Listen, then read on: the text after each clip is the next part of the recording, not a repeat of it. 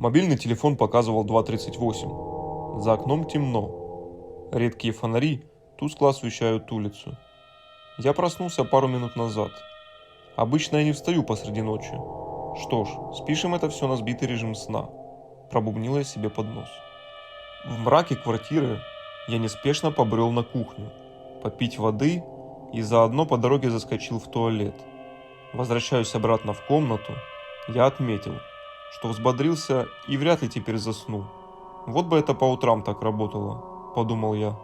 Как на работу пытаюсь проснуться, так и 2 чашки кофе не могут справиться с моей сонливостью. От раздумий меня отвлек тихий стук. Садясь на кровать, я оглядел комнату, пытаясь отыскать источник шума, похожий на чьи-то шаги. Через мгновение подозрительный шум повторился с большей силой. Что ж, и правда кому-то не спится. Расслышав четкий звук чьих-то шагов, я успокоился и залез обратно под одеяло. Включив фильм на телевизоре, появилась надежда, что монотонный голос диктора вернет меня обратно в царство Морфея. Да не тут-то было. Нарушитель тишины даже не собирался прекращать. Звук доносился все громче. Меня начинало это раздражать. Я громко выругался матом, так, чтобы тот услышал. И это действительно помогло. Посторонние звуки прекратились, а я спокойно продолжил смотреть фильм. Громкий удар. Я аж вздрогнул. Тело за секунду покрылось мурашками. Еще удар. Самое страшное сознание начало меня настигать. Ведь звук шел не снизу, а сверху. Но как? Я живу на 9 этаже. Сверху меня только чердак. И никаких соседей там нет. Да и двери туда закрыты на 2 замка. Кто там может быть? Тем более в такое время. Ну, может, воры. Но зачем они тогда так стучат? Разве им не нужно сделать все тихо? По полу чердака как будто начали что-то тащить. Тут я уже не знал, что делать. Услышав скрип двери, я быстро оделся и подошел к своей входной. Через глазок я увидел соседа.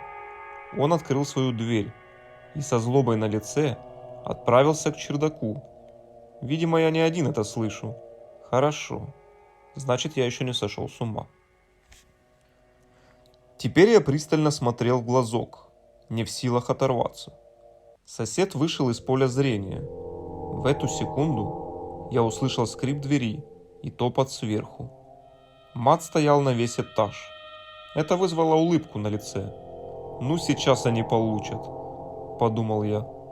Как вдруг крик соседа пронзил старый дом. Через мгновение звук падения чего-то тяжелого, а дальше, видимо, его начали куда-то тащить. Я так и таращился в глазок. В углу лестничной площадки мелькнула тень. В мою дверь резко постучали с другой стороны. В дверном глазке неожиданно появилось лицо. Не знаю, клянусь, это был не человек. Черный силуэт, на котором переливались пятна крови, смотрел на меня своими пустыми глазницами. Я отскочил. Ручка начала дергаться как ненормальная. В дверь посыпались удары. А сама она ходила так, как будто сейчас вылетит. Резко все затихло. Жена того соседа открыла дверь. Видимо, посмотреть, что происходит, и узнать, где ее ненаглядный. Она не успела даже крикнуть, как раздался звук ломающихся костей. Все затихло, и через мгновение я услышал топот на чердаке, сопровождающийся перетаскиванием тел. От страха я выключился и проснулся, когда в дверь настойчиво стучали. «Откройте, полиция!» – донеслось из подъезда. Сначала я посмотрел в глазок. Нужно было убедиться, что это действительно они. Открыв дверь и побеседовав с полицейским, я глянул ему за плечо.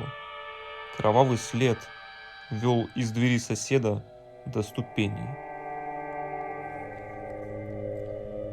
В общем, мы так ничего и не нашли на чердаке.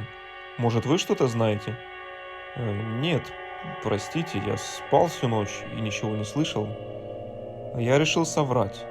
Да ни один вменяемый человек не поверит мне, если не увидит это своими глазами.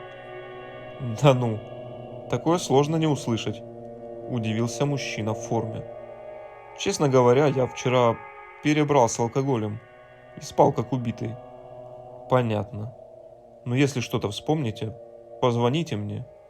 Диктуя номер телефона, он как-то странно на меня посмотрел.